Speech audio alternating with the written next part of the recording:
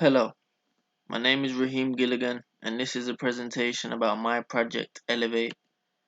Elevate is a project which focuses on permanence and how it's used to provide for social sustainability.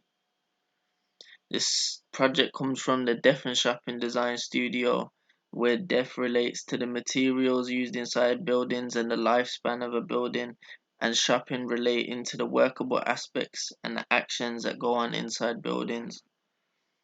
I took some time out to understand the studio by conducting research, and I then come to my own conclusion and realized that the studio and my project and the idea I wanted to take forward was to have it based around self-expression and collaboration. From this point, I went into design exploration. I looked closer at the site, which is at 99 Coventry Street in Digbeth, Birmingham. The site is an in-use car park underneath a viaduct. And because I know the site very well, being that I'm from Birmingham, I understand that a key social issue around the site and throughout the city is knife crime. Looking closer at the site and knife crime and its link to it, I looked at cases throughout 2019 and seen the direct impact of knife crime throughout the area of Digbeth and around the site. I then looked at creativity as a solution to knife crime, looking at artists like Lady Leisha, Mist and JK, who are all musicians from Birmingham. I analysed the creative links and establishments around the site, and I figured that mine would be another addition to the growing culture of Digbus creative scene, using it as an escape for people to get away from knife crime. From here, I took my own understanding of the creatives and I look closer at their music production and what they actually do and the workable aspects that will go on inside my building. And it was from here it led me to my design driver, my whole idea about enter, create and rise. At this point I went on to design development. I used my entrance strategy and my entrance ideas to create an entrance form. I used the creative hub ideas to come up with a create form. And then I also used my ideas about the rise to create a rise form. I then culminated all of these together, which gave me my concept form. From here, it shows an element visual, a viaduct communal area, an exterior visual, and then a creative hub interior visual. From here, I went on to design resolution. For design resolution, I looked at how the concept form would have to resolve itself against the site context, and then after coming up with a contextual form taking into account the site, I would then relay it back against my project concepts. So I looked at things like level changes throughout the building, creating an outdoor element, and introducing things like viaduct steps for seating, and this gave me a context form and a context form layout. I then looked at the contextual form against the project in initial ideas and initial concepts, and I looked at things like creating underground entrances, amphitheaters, and landscape steps to not only sit on but walk around and connect the two buildings. And this gave me a program layout and a new form for my building. I then looked at the spatial arrangements, looking at public working areas such as studios. I then looked at communal areas such as exhibits, cafe seating, and live performance amphitheater spaces. I then looked at staff areas such as staff rooms, screen control rooms, loading bays, and shops. And then some building services like the plant room, circulation, such as stairs and lifts. From here, I looked at a spatial plan arrangement of these throughout the site by initially placing on the spatial layouts that I just did and then developing it into a more suited form to my site. Following this, I looked at the element. I then looked at the usages of the element talking about lectures and talks that could go on inside, live performances that could be held by the musicians who are working in the other areas of the design. And then I looked at using it as a communal area for when performances and lectures aren't in use. I then had thoughts about the structure and how it would fit into the actual site itself, and then I looked at the screen element and how that would be made up. Following this, I looked at materiality, and then my exterior materials are all based around the idea of exposure.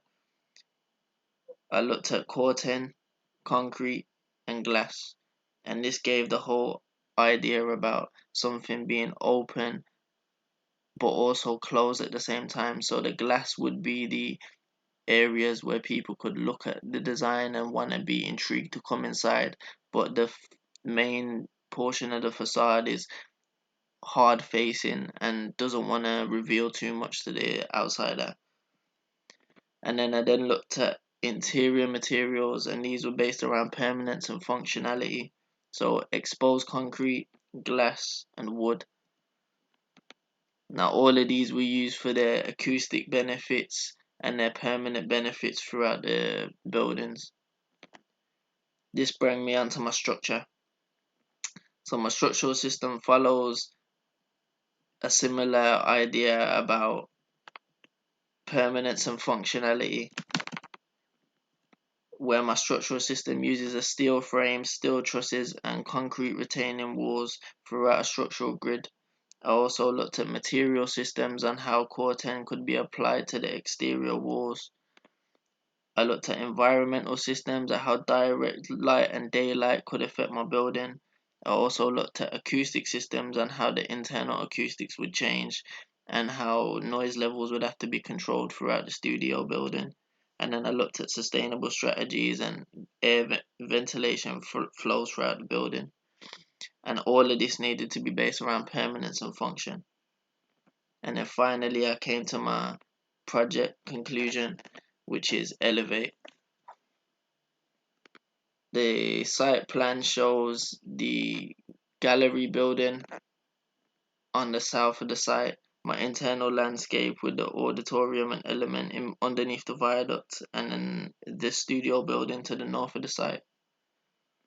Floor plans show gallery, studio, and internal landscape spaces throughout the entirety of the building and the entirety of the project. And then the level 1 shows the double height space of the gallery and the upper studio floors of the studio building.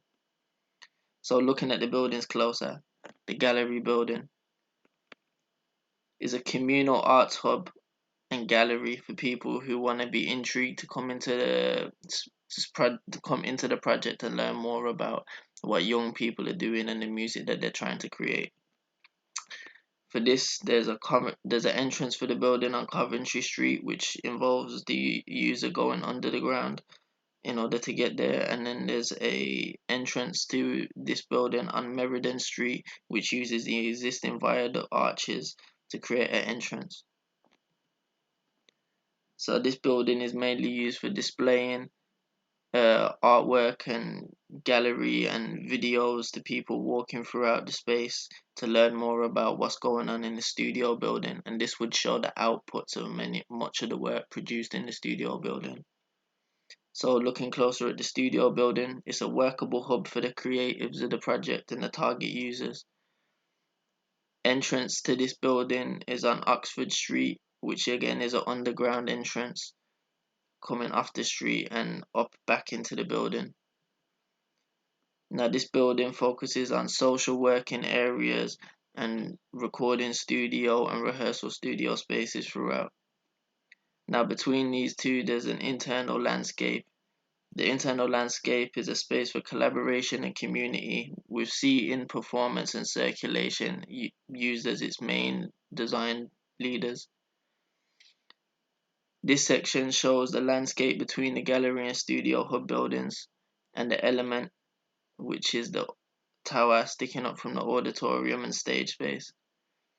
So the element is a tower to show the work performances being created in the project.